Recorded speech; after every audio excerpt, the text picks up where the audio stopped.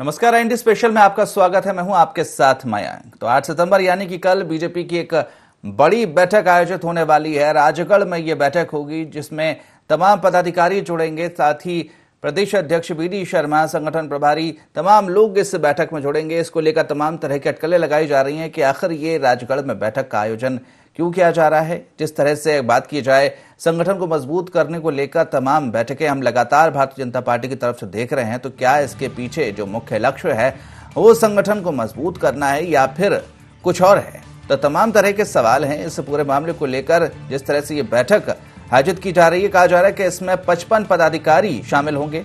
प्रदेश प्रभारी बीएल संतोष भी इस बैठक में शामिल होंगे। संगठन महामंत्री सुहास भगत, सह संगठन मंत्री हितानंद शर्मा, प्रदेश महामंत्री भगवान दास सबनानी, कविता पाटीदार भी शामिल होंगी। संगठनात्मक गतिविधियों को बढ़ावा देने रणनीति बनाई जाएगी। तो आपको बता दें कि ये काफी अहम इस बैठक को माना जा रहा है। संगठन के विस्तार पर भी पार्टी पदाधिकारी चर्चा करेंगे।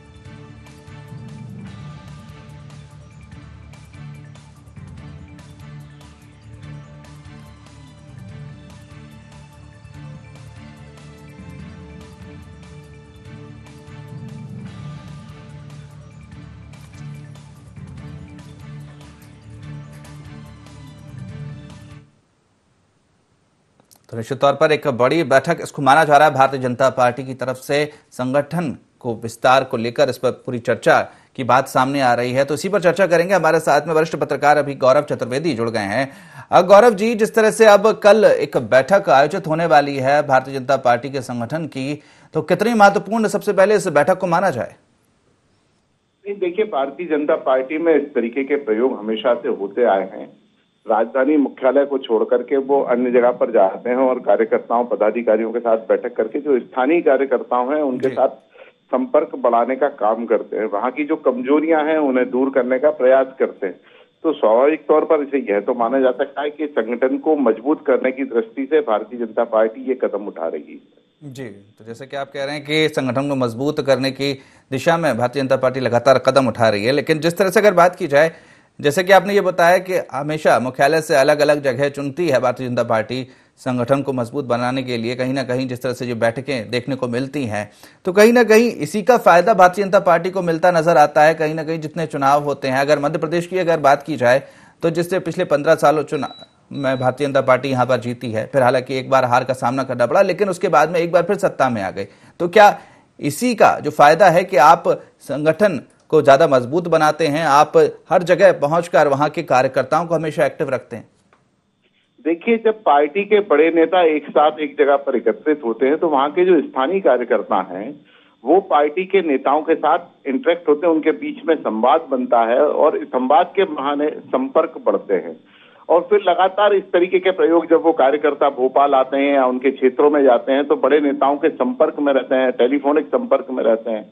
तो इस तरीके से कार्यकर्ता के बीच में और नेता के बीच में एक सुसंबंध स्थापित होता है, जिसके कारण भारतीय जनता पार्टी को हमेशा उन कार्यकर्ताओं को मनाने में, मोटिवेट करने में बहुत मजबूती मिलती है और संगठन मजबूत होता जाता है धीरे धीरे। जी बिल्कुल। वही हमारे साथ में शंकर लाल तिवारी, पूर्व बीजेपी विधायक भी जुड़ गए हैं, साथ ही कांग्रेस प्रवक्ता योगेश यादव भी जुड़ गए हैं। तो आप दोनों का भी बहुत बहुत स्वागत है इंडी 24 में। तो सबसे पहले शंकर लाल तिवारी जी, अब जिस तरह से जो बैठक है वो आयोजित की जा रही है, मुख्यालय से अलग राजगढ़ में ये बैठक आयोजित की जा रही है, तो अगर माना जाए, पार्टी की दृष्टि से अगर देखा जाए, तो कितनी अहम ये बैठक है?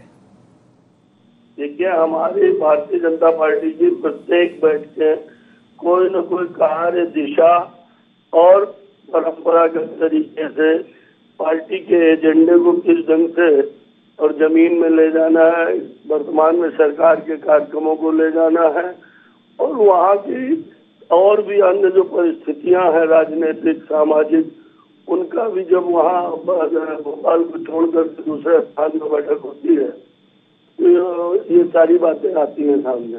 अभी मेरे पूर्व के वक्ता ने भी एक अच्छी बात कही कि जब हम स्थानीय स्तर पर जाकर के वहाँ बैठक करते हैं तो वहाँ के कार्यकर्ताओं से उस संभाग के, अकेले उस जिले या उस शहर के नहीं, उस संभाग के कार्यकर्ताओं से भी संपर्क होता है और वही भोजन, वही विश्राम पदाधिकारियों का, वरिष्ठ नेताओं का, और इस सब बीच में जो कार्यकर्ता में संवाद और आत्मीयता हिटलर शाही की पार्टी न हो, किसी के फोन पे चलने वाली पार्टी न हो। हमारे पार्टी के नेताओं का, वरिष्ठ नेताओं का और पदाधिकारियों का संवाद, निचले स्तर के कार्यकर्ताओं का और जमीनी हकीकत। अभी यात्रा निकली थी तो कांग्रेस के लोग पूछने लगे काहे यात्रा निकल रही है। उसकी वजह कुल इतनी थी कि हम जाकर के सीधे जनता से, और वीरेन खटीक जी हो, चाहे माननीय ज्योतिरादित्य जी हो, सिंधिया जी, कुतेश था। अभी भी आप देखेंगे कि पूर्व में भी भारतीय जनता पार्टी की प्रदेश कार्य समिति की बैठकें, प्रदेश के पदाधिकारियों की बैठकें परंपरा अनुसार जनसंघ के कार्यकाल से, और निरंतर अभी बीजेपी में आप सबने कवर किया है, ग्वालियर में बैठक, सागर में बैठक, पिछले समय में जो पूर्व अध्यक्ष थे उस समय हुई है, और तमाम उन बैठकों में और उस संभाग और उस जिले में एक वातावरण बना है पार्टी का। और इस नाते ये परंपरागत बैठकें हैं, और इन बैठकों के पीछे एक ही भाव है, पार्टी के कार्यक्रम को। बिल्कुल, आपने जिस तरह से कहा कि तमाम बैठकें हैं, अभी बैठकों का दौर चल रहा है, लेकिन वही बात है कि बहुत ज्यादा बैठकें अभी देखने को मिली हैं। अगर अब मौजूदा समय में देखा जाए तो एक बैठकों का दौर भारतीय जनता पार्टी में चल रहा है, तो इसीलिए ये सवाल उठ रहा है कि आखिरकार संगठन को मजबूत करना, या फिर जिस तरह से अगर बात की जाए जनता तक पहुंच बनाना, इसके अलावा भी और कोई लक्ष्य है इस बैठकों के पीछे? क्योंकि पिछले कुछ समय से बहुत ज्यादा बैठकें देखने को मिल रही हैं। नहीं, ऐसा नहीं है, कुछ हो सकता है संदर्भ परिस्थिति वैसे अपन को ऐसा लग रहा हो, पर पार्टी की बैठकें हमारी निरंतर चलती हैं। हम लोगों की तो बदनामी तक करते हैं, कांग्रेस के मित्र हंसी उड़ाते हैं, वो कुछ करते नहीं है, पर वो हमारे नेताओं पर कई बार कहते हैं इनका बैठक भोजन विश्राम ही चलता रहता है। पर इसी बैठक भोजन और विश्राम के ताने ने कांग्रेस को पूरे देश में विश्राम दिला दिया। और इस नाते मेरा कहना यह है कि ये परंपरागत बैठकें हैं, और इन बैठकों के पीछे एक ही भाव है, पार्टी के कार्यक्रमों को चालना देना, कार्यकर्ताओं को चालना देना।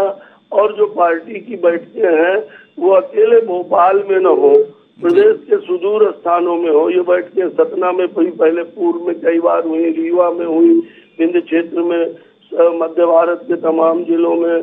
और इस नाते इस बैठक को हमारी परंपरागत बैठकें और कामकाजी बैठकें मानना चाहिए। और इसके अलावा ये कोई पहली बार नहीं है, ये निरंतर कार्यक्रम है, आगे भी आपको देखने को मिलेगा कि बैठकें कहीं न कहीं अन्य संभागों में भी निर्देश पर हो। ठीक है योगेश यादव जी, अब जिस तरह से लगातार बैठकों का दौर बीजेपी में चल रहा है, लगातार संगठन को मजबूत करने की दिशा में काम बीजेपी कर रही है, किस तरह से देखेंगे इसको? क्योंकि अब उपचुनाव भी आने वाला है, हालांकि अभी तारीख तय नहीं हुई है, लेकिन कहीं ना कहीं जो रणनीतियां हैं वो बननी शुरू हो गई हैं बीजेपी में। देखिए महेंद्र जी, ये मैटर जो भी कुछ है ये भारतीय जनता पार्टी का आंतरिक विश्लेषण का मैटर है। कांग्रेस को इससे कोई लेना देना नहीं कि कितनी बैठकें करते हैं, लेकिन ये बात तय है कि जो प्रश्न आपने उठाए वो बहुत ही महत्वपूर्ण है कि बैठकें तो भारतीय जनता पार्टी बहुत ज्यादा करती है, लेकिन उसके सार्थक परिणाम नहीं आते। अच्छा, कार्यकर्ताओं के प्रति भले ही आपके परिणाम आ जाए, कार्यकर्ताओं को आप संगठित कर दें, लेकिन आपका जनता के प्रति यदि विश्वास टूटता जा रहा है तो ये बैठकों का परिणाम हम कहेंगे कि निरर्थक रहेगी और इसके नतीजे शून्य कहलाएंगे। तो सिफर नतीजे के अंतर्गत होने वाली इन बैठकों का खुद शंकर लाल जी तिवारी कह रहे थे, उस बात का मैं समर्थन करता हूं कि बैठक भोजन और विश्राम शायद भारतीय जनता पार्टी का अभी यही चल रहा है, परंपरा यही चल रही कि क्योंकि क्या होता है कि किसी भी बैठक के कुछ सार्थक जनता के विकास के कुछ परिणाम सामने आना चाहिए, या जनता अनुमुखी कुछ ऐसे कार्यक्रम सामने आना चाहिए कि जिनसे राहत मिले। आज भारतीय जनता पार्टी का मध्य प्रदेश का प्रशासन जिस तरीके से चल रहा है, चाहे आप देख रहे हैं बिजली के मामले में त्राही त्राही मची हुई है, सड़कें गड्ढे हो गए हैं, करप्शन बढ़ता जा रहा है, अधिकारी को सिर्फ ट्रांसफर और इसी में कायोपायत की जा रही है, प्रशासनिक क्षमताएं बिल्कुल समाप्त हो चुकी है। आज मध्य प्रदेश का जो वासी है वो अपने आप में वापस उस जीवन में चला गया है कि जिसको कह सकते हैं कि नारकी जीवन, भ्रष्टाचार चरम सीमा पर है, अत्याचार परम सीमा पर है, प्रशासनिक तौर पर जिस तरीके से हालात खराब होते जा रहे हैं। तो मुझे ये मेरा ये कहना है कि यदि भारतीय जनता पार्टी के पास कोई एजेंडा ना हो, बैठक, भोजन और विश्राम के अलावा यदि उनको कोई चिंतन करना हो तो इस बात पर चिंतन करना चाहिए कि हमें जो जनता के बीच में हम जा रहे हैं, कैसे भी हमने सत्ता को हथियाया हो, लेकिन हमें उस विश्वास को दोहराना है और जनता के बीच के काम करना है। लेकिन अभी ऐसी कोई संभावनाएं नजर नहीं आ रही है कि जनता का ये कोई कार्य कर रहे हो। ठीक है योगेश जी, आप जैसे कह रहे हैं कि इनकी बैठकों का कोई परिणाम निकलता नजर नहीं आता, लेकिन हम लगातार ये देख रहे हैं, अगर मध्य प्रदेश की ही अगर बात करें तो भारतीय जनता पार्टी में ये बैठकों का दौर काफी समय से चला आ रहा है, काफी सालों से ये चला आ रहा है और इसका परिणाम भी बीजेपी को मिला है। कहीं ना कहीं 15 साल सत्ता में रही बीजेपी, उसके बाद में आज फिर सत्ता में है। उपचुनाव हुए थे, वहां भी जीत का सामना करना पड़ा था बीजेपी को, तो कहीं ना कहीं उसकी वजह से आज सत्ता में है। तो कहीं ना ये कहना तो गलत होगा कि आज इस चीज का फायदा भारतीय जनता पार्टी को नहीं मिला है और या जनता से जुड़ाव नहीं हुआ है। देखिए मयंक जी, जो उपचुनाव की आप बात कर रहे हैं वो अब एक इतिहास काल की घटना हो गई। उसके बाद जो दमोह का उपचुनाव है, उस चुनाव से संकेत जनता ने दे दिए हैं कि सरकार के प्रति हमारा क्या नजरिया है। अब हम ये कह सकते हैं कि सिर्फ आप बैठक करते करते चुनाव नहीं जीत सकते, और जिस तरीके से आप झूठ बोलकर, बरगला कर, जनता को भ्रमित करके आप करें, आपके पास तो जनता के विकास के लिए, जनता की समस्याओं के निदान के लिए कि आपके पास कोई भी आधार नहीं है। आप किस आधार पर वो कर रहे हैं? आप बैठक करके यहाँ पर ये भाजपा मुख्यालय के लिए, आप अशोका रोड के लिए जरूर अपनी फाइल अच्छी तैयार कर लेते हैं कि संगठन के साथ यहाँ बैठक हुई है, वो हुई। जबकि मैं तुलना नहीं करना चाहता, मुझे कोई लेना देना भी नहीं भारतीय जनता पार्टी से। कांग्रेस के अपने लक्ष्य, कांग्रेस की यूथ कांग्रेस की रैली ऐतिहासिक रही, जगह जगह यूथ कांग्रेस का प्रदर्शन हो रहा है। कांग्रेस के अनुवांशिक संगठन, चाहे महिला कांग्रेस हो, चाहे सेवा दल हो, चाहे एनएसवाई हो, वो जमीन पर कार्य कर रहे हैं। कल कमलनाथ जी का आदिवासी सम्मेलन, एक ऐतिहासिक आदिवासी सम्मेलन हुआ है जिसके रिकॉर्ड टूट गए, प्रशासन की तरफ से गाड़ियां रोकी गई, उसके बाद भी लाखों की संख्या में लोग वहां पर इकट्ठे हुए। ये इस बात का संकेत है कि जनता इनसे आजीज हो गई है, इनसे परेशान है, और कहीं ना कहीं से इस बात का संकेत शुरू हो गया है कि आप बैठक करते रहिए। और बैठक, अंग्रेज भी देश को, हम जब देश को आजाद कराकर फील्ड में काम कर रहे थे तो अंग्रेज बैठक की बैठक कर रहे थे। मैं इनकी तुलना अंग्रेजों से नहीं कर रहा हूँ, इनका अलग है, ये हमारे देश के वासी है, ये हमारे देश के वासी है। लेकिन इतना सजेशन जरूर करूंगा कि बैठकों का कोई सार्थक परिणाम आना चाहिए जो जनता के हित में होना चाहिए। जी ठीक है गौरव जी, अब जिस तरह से अगर बात की जाए, जो बैठकों का दौर है उसको लेकर लगातार चर्चाएं हो रही हैं, तो कहीं ना कहीं अब उपचुनाव भी आने वाले हैं और फिर 2023 का विधानसभा चुनाव भी है, और जिस तरह से हमने देखा है कि जो विपक्ष है हमलावर है, हमने इससे पहले इस तरह से देखा नहीं था कि मध्य प्रदेश में जो विपक्ष है वो इस तरह से हमलावर है, लगातार सरकार को घेर रहा है। ज्यादातर समय कांग्रेस पार्टी ही विपक्ष में रही है और वो जो धार अभी दिखाई दे रही है कांग्रेस पार्टी में, वो दिखाई नहीं दी विपक्ष के रूप में। तो क्या यही एक मुख्य कारण है कि जिस तरह से जो दौर चल पड़ा है बैठकों का, वो भारतीय जनता पार्टी को करना पड़ रहा है, लगातार संगठन को मजबूत करने की दिशा में काम करना पड़ रहा है, जनता से जुड़ने के लिए बार बार इस तरह से बैठकों का दौर चल रहा है? देखिए, स्थानीय कार्यकर्ताओं की मेहनत और बड़े नेताओं की जो रणनीति रहती है, वो संगठन को मजबूत करने के लिए, जनता के बीच संबंध स्थापित करने के लिए और चुनाव लड़ने के लिए बहुत महत्वपूर्ण होती है। अब आप देखिए कि जिन इलाकों में चुनाव होना है, उन इलाकों को छोड़ करके बैठक राजगढ़ में क्यों आयोजित की गई, इसके पीछे के तर्क को समझने का प्रयास कीजिए। क्योंकि राजगढ़, गुना और ब्यावरा सिंधिया जी का भी एक बड़ा प्रभाव वाला क्षेत्र है और जो कांग्रेस के नेता दिग्विजय सिंह का भी प्रभाव वाला क्षेत्र है। ऐसे क्षेत्र में जाकर के बैठक करना सिंधिया के कद को बढ़ाने का प्रयास भी है और दिग्विजय सिंह के जो प्रभाव है उसको कम करने की कोशिश भी है। जी निश्चित तौर पर, जैसा कि आपने निश्चित तौर पर एक बड़ा सवाल उठाया है, इस पर शंकर लाल तिवारी जी की प्रतिक्रिया ले लेते हैं। शंकर लाल जी, जिस तरह से गौरव जी कह रहे हैं कि जो बैठक के लिए राजगढ़ को चुनना, इसके पीछे कहीं ना कहीं जो उन्होंने तर्क दिया है वो कहीं ना कहीं सच लग रहा है, क्योंकि कहीं ना कहीं जिस तरह से अगर बात की जाए, वो इलाका दिग्विजय सिंह और ज्योतिरादित्य सिंधिया के प्रभाव वाला क्षेत्र है और कहीं ना कहीं देखा जाए तो कांग्रेस का गढ़ कहीं ना कहीं माना जाता है उसको। लेकिन अब वहां पर एक बार फिर से भारतीय जनता पार्टी को अपनी पकड़ बनानी है और ज्योतिरादित्य सिंधिया की पकड़ और मजबूत करनी है, इसलिए राजगढ़ को चुना गया है और वहां पर जो संगठन है उसको और मजबूत करने की दिशा में कार्य किया जा रहा है। क्या यही पूरा लक्ष्य है इस बैठक के पीछे?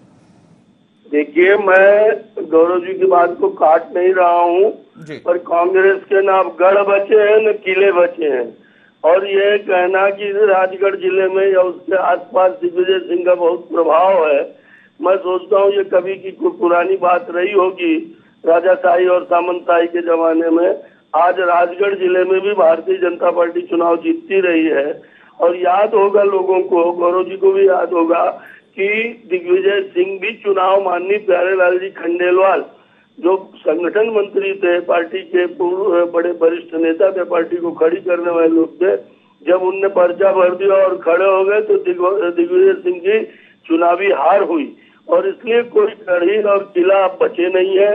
जनता भारतीय जनता पार्टी के साथ है। आदरणीय यादव जी मेरे वरिष्ठ नेता है, पुराने नेता है, पर उनकी मजबूरी है कि उनको कांग्रेस के बारे में कुछ बोलना है।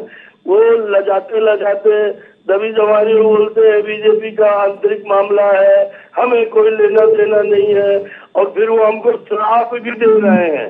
जब कुछ होता नहीं है तो आदमी श्राप देने लगता है कि इनका कोई सार्थक परिणाम निकलता नहीं है। अरे सार्थक परिणाम यादव जी याद करिए, सार्थक परिणाम मध्य प्रदेश में 13 नगर निगम है और 13 की 13 नगर निगम भाजपा के पास है। मध्य प्रदेश के अंदर लोकसभा की सीटें एक नकुल नाथ की छोड़ करके वो भी 25,000 से जो सीट कमलनाथ 50 नहीं ठीक है शंकरलाल जी, आप जो कह रहे हैं कि आज कांग्रेस का कोई जनाधार नहीं बचा है, मध्य प्रदेश में कोई गढ़ नहीं बचा है, लेकिन आप ये शायद भूल रहे हैं कि 1.5 साल पहले तक आपकी पार्टी विपक्ष में बैठी हुई थी, कांग्रेस पार्टी सत्ता में थी और सबसे बड़ी पार्टी के रूप में उभरी थी। मैंने ये बात राजगढ़ के संदर्भ में कही और पुनः दोहरा रहा हूँ विनम्रता के साथ जी कि कोई गढ़ और किला का जमाना चला गया जी। अभी इस बात को अपन सब मानने के लिए तैयार है और मानना चाहिए कि आज आम आवाम जो है जागरूक है।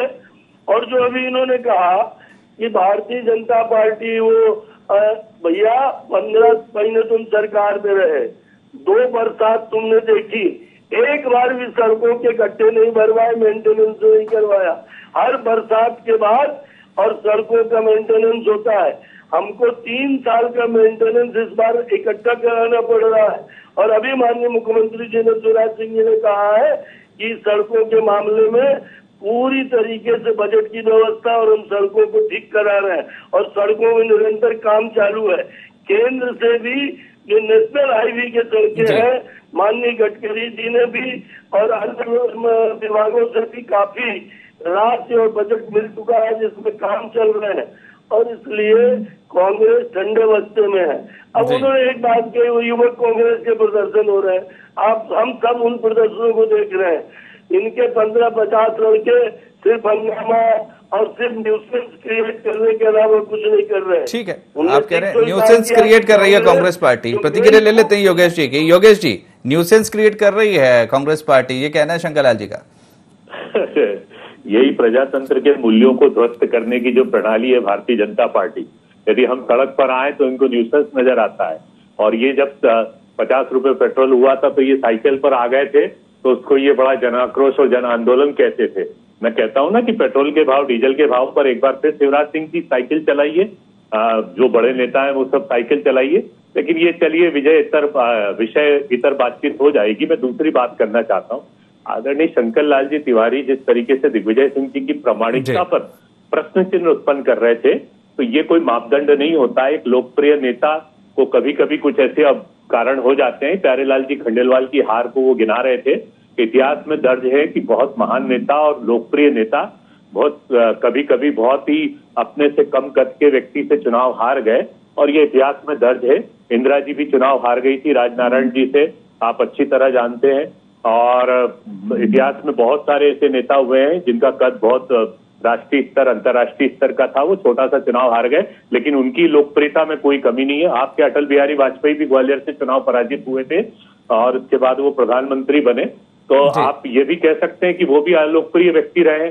तो ये इतिहास की तुलना करना और ये कहना कि भारतीय जनता पार्टी ने इतनी सीटें हासिल कर ली और हम इतने पर हैं और कांग्रेस समाप्त हो गई है, तो ये आपके ख्याली भुलाव है। लेकिन योगेश जी, आप भी ये मानेंगे कि जिस तरह से अगर जो प्रभाव वाली क्षेत्र की बात कही थी गौरव चतुर्वेदी जी ने कि कहीं ना कहीं राजगढ़, गुना, ये जो प्रभाव वाला क्षेत्र है दिग्विजय सिंह और ज्योतिरादित्य सिंधिया का, तो पहले एक ही पार्टी में थे, लेकिन अब अलग अलग पार्टी में हैं, तो कहीं ना कहीं अब ज्योतिरादित्य सिंधिया की जो पॉपुलैरिटी है, जो प्रभाव है, उसको बनाने की कोशिश कर रही है भारतीय जनता पार्टी इस बैठक के जरिए? गौरव जी बहुत वरिष्ठ पत्रकार हैं और उन्होंने बहुत ही अच्छी बात कही, तार्किक बात कही है। इसके पीछे का जो निहित एजेंडा है वो यही है कि दिग्विजय सिंह जी की जो राजगढ़ क्षेत्र की लोकप्रियता है, उस लोकप्रियता के खिलाफ शंखनाद किया है, लेकिन ऐसी दुदंबी बजाने से कुछ नहीं होता है। दिग्विजय सिंह जी वहां पर जिसको कह सकते हैं कालजयी नेता है, जिनका कद बहुत ऊंचा है।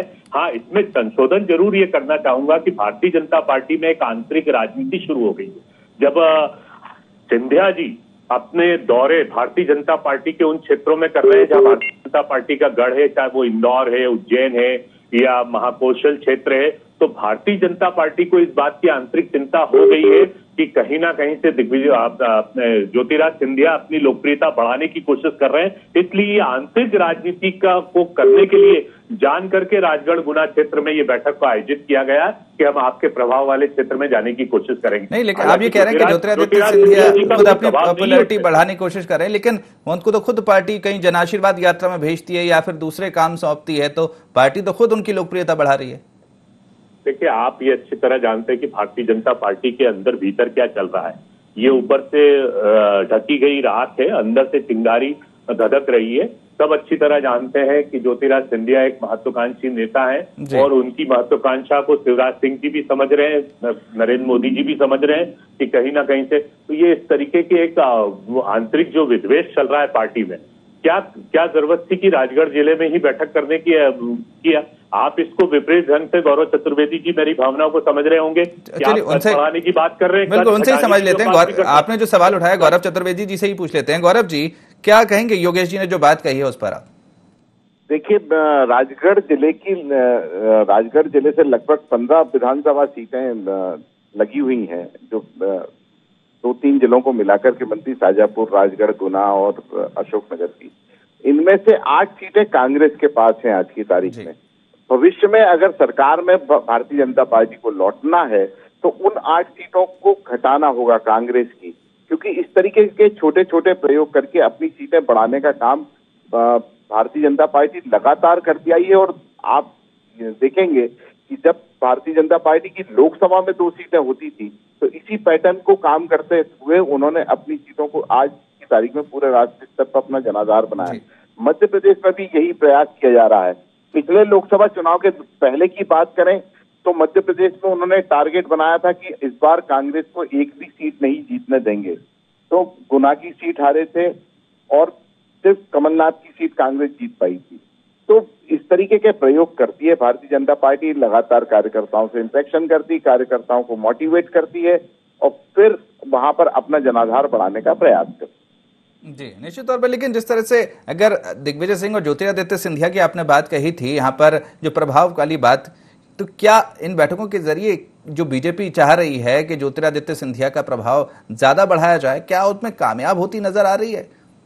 देखिए, ये जब भी कि पार्टी, मैंने आपसे कहा कि कार्यकर्ताओं की मेहनत, स्थानीय कार्यकर्ताओं की मेहनत और बड़े नेताओं की रणनीति, अभी हमें ये दिखाई नहीं दे रहा है कि सिंधिया जी वहां पर दौरा करेंगे या नहीं, लेकिन आने वाले समय में जब सिंधिया जी वहां दौरा करने जाएंगे तो जो स्थानीय कार्यकर्ता है, जो अभी तक दिग्विजय सिंह के प्रभाव के कारण कई बार भारतीय जनता पार्टी के पक्ष में खड़ा नहीं हो पाता था, जनता खड़ी नहीं हो पाती थी, वो इस बार भारतीय जनता पार्टी में सिंधिया के चेहरे को देख करके साथ आने का प्रयास करेगा। तो आने वाले समय में जब सिंधिया जी पूरे प्रदेश का दौरा करेंगे या उस इलाके का दौरा करेंगे तो उनकी प्रभाव को बढ़ता हुआ हम देखेंगे और ये चीज नजर भी आएगी। बिल्कुल बिल्कुल। चलिए, आप तीनों का बहुत बहुत धन्यवाद हमारे साथ इस चर्चा में जुड़ने के लिए। तो कहीं ना कहीं जिस तरह से संगठन को लेकर बैठक यहाँ पर हो रही है राजगढ़ में, कल ये बैठक आयोजित की जाएगी, काफी महत्वपूर्ण ये बैठक मानी जा रही है। इसको लेकर तमाम तरह की बातें कही जा रही हैं कि राजगढ़ को इसलिए चुना गया है क्योंकि यहाँ पर दिग्विजय सिंह का जो प्रभाव है उसको कम करने की कोशिश भारतीय जनता पार्टी की तरफ से की जा रही है और जो प्रभाव ज्योतिरादित्य सिंधिया का है उसको बढ़ाने की कोशिश भी की जा रही है। और कितनी कामयाब होती है यहाँ पर भारतीय जनता पार्टी अपनी इस योजना में, क्योंकि जल्द ही विधानसभा के उपचुनाव भी होने वाले हैं, तो कहीं ना कहीं इसको लेकर भी बीजेपी लगातार अपनी तैयारी में जुटी हुई है और इसी को लेकर लगातार बैठकों का दौर जारी है। तो फिलहाल IND स्पेशल में इतना ही। आप बने रहिए IND 24 के साथ। नमस्कार।